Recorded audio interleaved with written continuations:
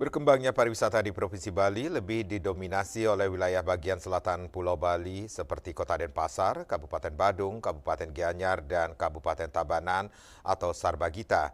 Destinasi wisata di wilayah Sarbagita, khususnya Badung Selatan, menjadi destinasi wisata primadona. Bahkan Badung Selatan disebut-sebut overdeveloper karena pembangunan fasilitas pariwisata tidak terbendung.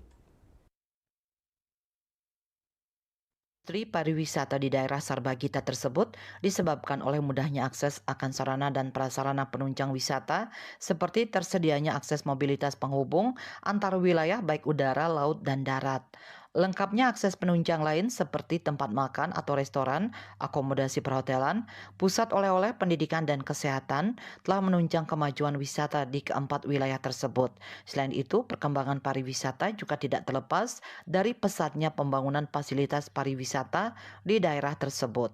Ketua PHRI Badung Rai Suryawijaya mengatakan, Bali khususnya Badung Selatan bukan overtourism, melainkan overdeveloper.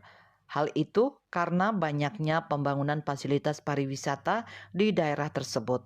Pihaknya mengapresiasi wacana moratorium guna menata pariwisata Bali ke depannya. Namun sebelum moratorium diberlakukan, perlu adanya kajian mendalam terhadap kondisi pariwisata Bali. Seyogianya sebelum moratorium dilakukan pendataan dan melakukan kajian atau research dulu. Jadi di daerah mana saja, dan kita harus tahu untuk Bali ini ke depannya carrying capacity-nya kita harus tahu berapa kamar hotel dibutuhkan. Prediksi saya sampai saat ini mungkin sudah melebihi 160.000 hotel room yang ada di Bali. Yang mana 71%-nya ada di Bali Selatan. Nah kita ini, banyak yang bilang di medsos juga, oh Bali overtourism, bukan overtourism.